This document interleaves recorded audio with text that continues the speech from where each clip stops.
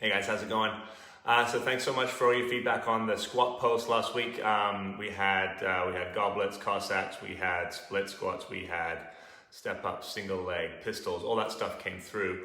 But what really came through was how many people didn't respond. And I spoke to a couple folks about that, and they said, well, I think the message I got was basically that there is some inability to squat for a lot of people. And I think that a lot of us can't squat ass to grass like we hear that we should from everywhere. And I want to talk to you guys about that. And the first thing is a confession, is that my squat is watch this. If I try and squat deep, it's kind of ugly, right? Rounded back, knees don't really drift forward. I have to really work to get down there. A lot of us don't have that perfect squat. Hey Gareth Howard, how's it going, buddy? So the first message I want to get through today, guys, is that most people can't squat ass to grass like some kind of Bulgarian Olympic medalist, right?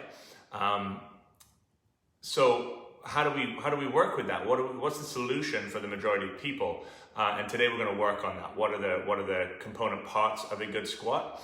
And how does somebody who cannot squat ass to grass get those fantastic benefits of glute activation, knee ligament strengthening, patella tendon strengthening, mobile ankles, resiliency to injury, performance benefits? How do we get those things without being able to do that ass to grass squat? And so we're going to break that down today, because I know that most people can't squat like they'd like to. So what are the component parts? That'll be first thing we'll cover.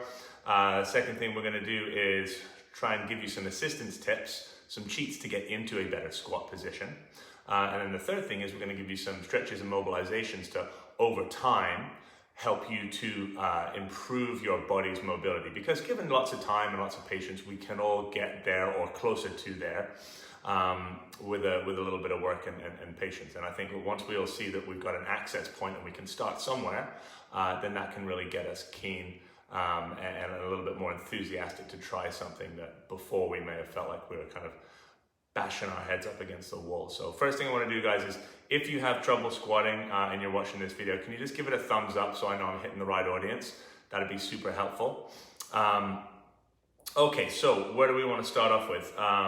The two main component parts of a squat are, we're going to think two joints. There's actually three joints that really matter here, but the two that matter most and where people tend to get hung up are the hips and the knees, all right? So if you cannot squat with a clean ass to grass squat, what I want you to first start off with is being able to hinge at the hips. It's important that we're able to hinge at the hips. It's important we're able to hinge at the hips, not just so you can bend over and touch your toes, but so we can do it supporting load as well. And it's important when we do that we're able to keep a straight spine. So I want you guys to practice standing in front of a wall, leaning forward and touching your ass back to the wall. It's super easy, okay? The next thing is knee flexion, all right? And this is where a lot of people get hung up. I'd say the majority of flaws that I see in squatting is inability to flex at the knees, or an unwillingness, or just not being aware that you need to flex at the knees before you go anywhere else. I'm really getting the camera angle I want there. Let's move it further back. All right. Okay, so flexion at the knees, that's it, all right? So I want you guys to think, if you're somebody who squats and you feel like you end up with your chest down towards the floor, I want you to start thinking about your first movement in any squat being knee flexion, all right? So let me turn that like that on. Knee flexion is important. Knee flexion is the most important thing when it comes to creating vertical force, jumping. Hip extension, hip flexion is important when we're talking about horizontal force, running. Okay? The third thing is ankles, ankle mobility. Ankles matter because when we start to send our butt backwards, our knees need to travel forwards to stop us from losing our balance backwards. Does that make sense? Now, our knees can only travel as far forward as our toes, as our ankles will allow us to. My ankles are tight. This is my main hang-up with squats. And so when I run out of ankle mobility, my knees can no longer go forwards. which means my ass goes backwards. And if I'm not careful, I'm going to fall over, okay? I counteract that by taking my toes out, knees out, and making sure that I have a wide stance, a toes out stance to accommodate my hips. But we'll worry about that a little bit later. So we think hinging at the hips, flexing at the knees, and flexing at the ankles. All right? What we're going to do now is we're going to work through a really brief workout that I think is going to help everybody feel like they're getting work through their hips, their knees, and their ankles, and it's going to help to move them towards a better squat. We're also going to give you some assistance to show you how you can get into what feels like a great squat that anybody is going to be able to do today, right now, I promise you. And then what we're going to do is work on a couple of mobilizations that are going to help you to get into better squats in the future. All right, so we'll start off with a little bit of a warm-up. We're going to work on the ankles first. All right, then we're going to work on a little bit of mobilization for the hips, and then we're going to work on our assisted squat from 2 different angles. We're going to go from there, and then we're going to check our progress and see if we've made any improvements, okay? So first of all, right now, my check here is feet flat on the floor, shoulder width apart. I like to go toes out, knees out a little bit, squat as deep as I can, and I can kind of get my butt down towards my heels. If you look from the side here, I'm into a good position. I feel okay about that. Better than I thought I would be this morning, but my back's rounded. I'd like to be more of an upright position with my ass lower, okay? So we'll come back and we'll check that at the end. All right, first exercise, ankles. We're gonna do 2 exercises up against the wall. Lean back against the wall, walk your feet out, palms touching the wall. This is gonna be pretty solid, so just watch my feet. Heels push down into the floor, toes come up, back down. I'm gonna go 15 reps. 5, 6, 7. Really feeling this in the shins now. This is our tibialis anterior. Pulling our toes up towards our shins. Very undertrained muscle. If you're a hiker, a trail runner, anybody who has to go up and down hills in your activities, you're going to appreciate this. Or if you're somebody who just has dodgy feet, dodgy ankles, knees that you don't trust, you're going to work on these tibialises. Okay? Then we're going to turn this around, work on the calf. Take the calf into a stretch by walking the feet backwards until you can no longer touch your heels to the floor. That's right there for me. Then I'm going to come up into the highest calf raise I can, all the way back down to stretch. So full range of motion here, guys. We're mobilizing as we strengthen. I'll go 15 here.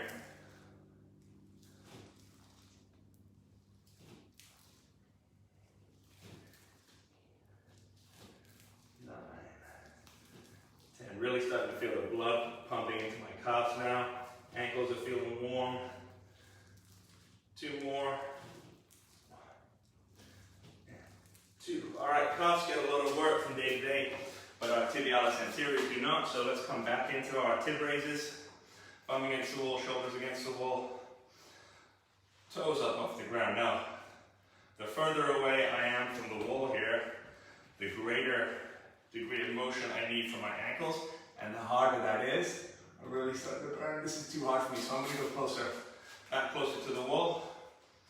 And there we go. I can get much more joy out of that. Pulling up as high as I can, dropping all the way down to the floor every rep.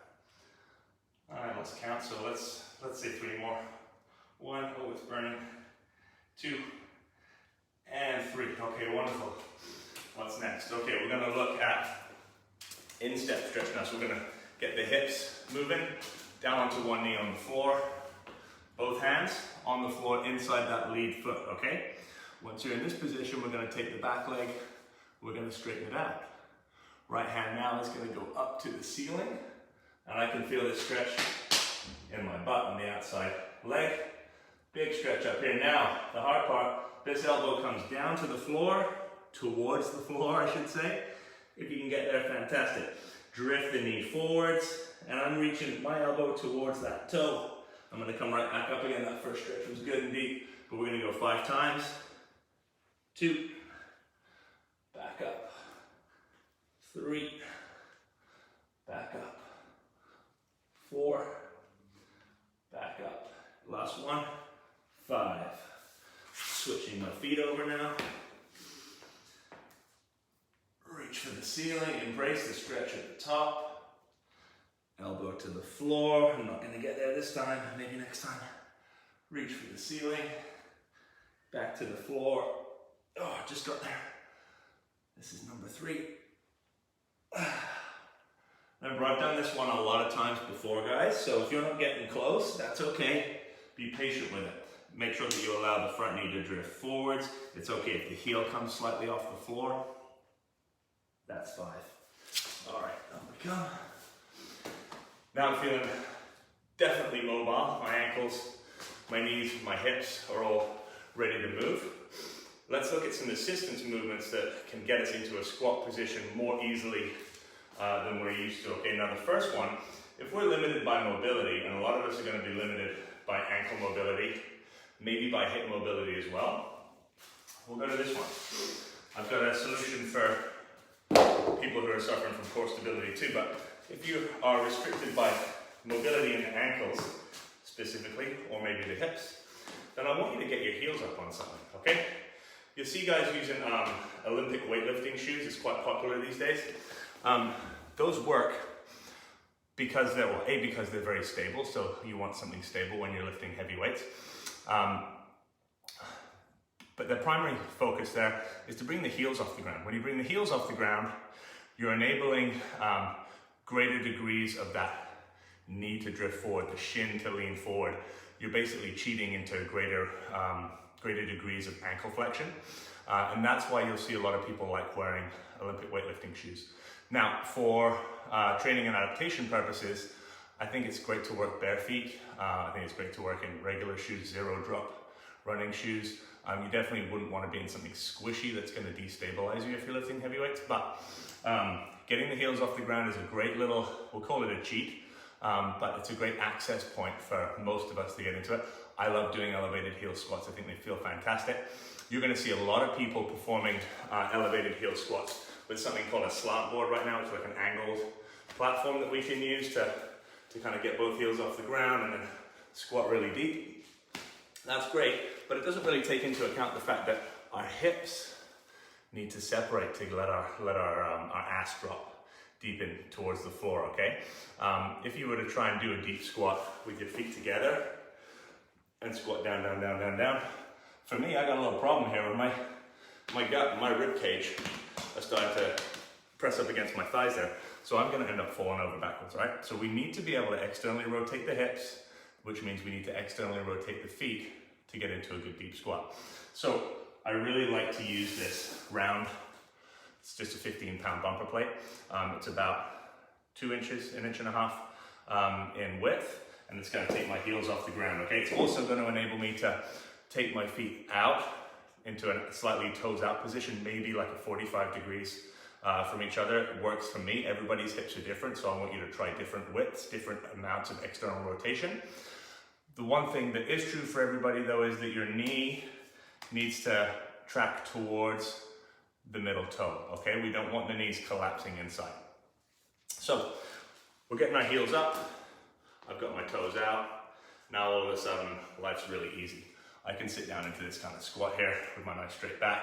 It's the kind of thing that my son Jonah would be proud of, right? He's 2 years old, he spends all day down in this position playing with his toys and whatnot, right? So this is my first wonderful position for squatting.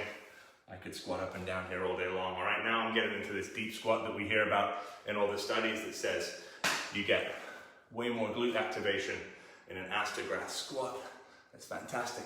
The one missing piece here is that I'm working around my ankle mobility rather than working through it to improve it, okay? And so if we've identified that ankle mobility is a limitation for us, then ankle mobility is going to be something that we want to work on. I personally want to spend time working on it and make it as good as possible.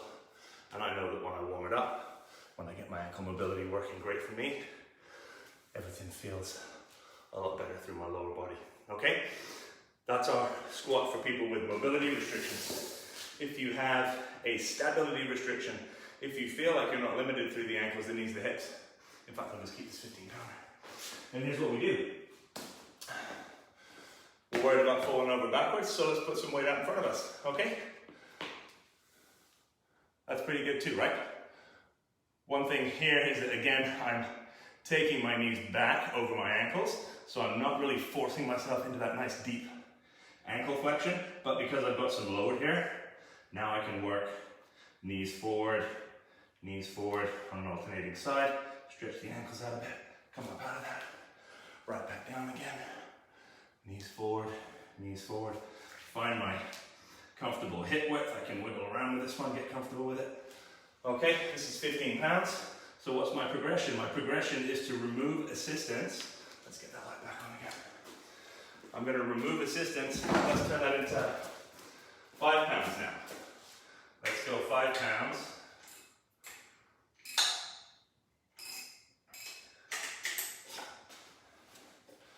Just a little dumbbell. This is less help, so it's the same as adding more resistance, if that makes sense to you guys. If it doesn't, drop a question in there. 5 pounds is easy. Now all of a sudden, where am I? Deep squat, flat back. Ooh, falling over a little bit, but I'm getting away with it, okay? So I'm pretty happy with that, guys. My squat feels way better. For me, that was a good warm-up. For you, hopefully, we've covered off some spots that are gonna help you to get your lower body moving better, to get greater glute activation through a deep squat, to have healthier, stronger ankles, healthier, more injury-resistant knees, and a more powerful lower body for performing your sport, whether that's cycling, whether it's running, whether it's climbing, well, I don't know, whether it's just playing with your kids on the weekend. Who cares? We all want to have a healthier lower body. So thanks for watching, guys. Gareth, how have you stuck with me through the whole, how long have we been going for? I don't even know, 10 minutes, 15 minutes. Thanks for joining me. Guys, drop a comment, drop a like below if you found this helpful.